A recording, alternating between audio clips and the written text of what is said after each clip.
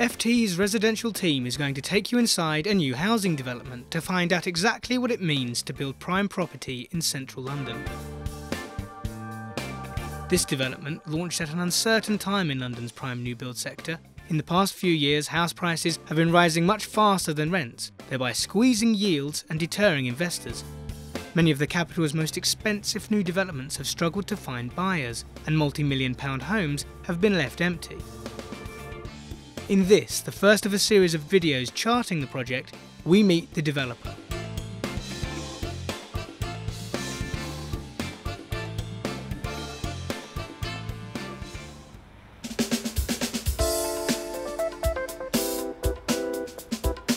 Clivedale is part of India Bulls. India Bulls is a listed Indian developer and mortgage lending business, a financial business.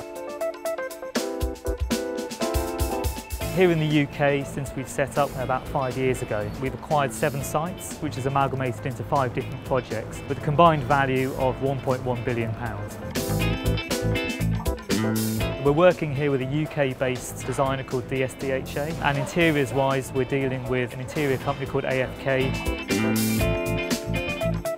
So in the 5 years since we've been developing this project, there's been significant changes in the market, whether that's stamp duty changes, changes in politics. We started out with lots of Russian buyers. Within a matter of months from setting up, that market had fallen away because of sanctions. All sorts of things which have effectively made the central London market extremely challenging. Specific changes that the evolving market has had on this particular project was looking at the mix. So when we first started out, we had larger units, and we took a decision, for instance, to change the penthouse into 2 very special apartments as opposed to 1. And we looked at the mix across the project to give buyers greater access through lower capital values. In fact, in the 12 months since Brexit, we've had our most successful 12 months yet. The biggest challenge in central London at the moment is finding sites. So the mansion site was actually bought through an auction, through a selling agent. We acquired this site at the very end of 2012. Every site in central London is incredibly competitive, so to say we bought this for where we started out would be a lie, but we certainly got it for a price that we were happy with.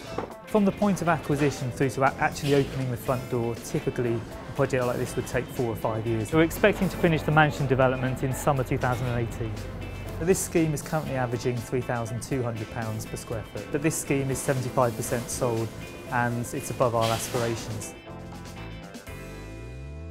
The planning permission took about a year to get through Westminster, and lots of people moan about the planning process, but it's all about collaboration. We don't go to them with a fait accompli, we go to them with a working design, and we work with officers to develop the final outcome.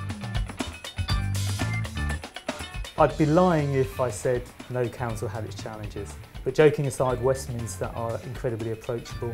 This site has some very particular constraints on it, one of which was persuading the stakeholders that a very contemporary building was appropriate in this location. If you look around here, Marylebone is typically made up of very historic brick buildings. The other big challenge is we're next door to the Oriental Club, which is a Grade 1 listed building, and the roof of this building is very cleverly designed, so as you walk along Stratford Place it disappears behind the Grade 1 listed building. Sounds simple, incredibly difficult to deliver. I think the biggest challenge was actually getting to where we are today.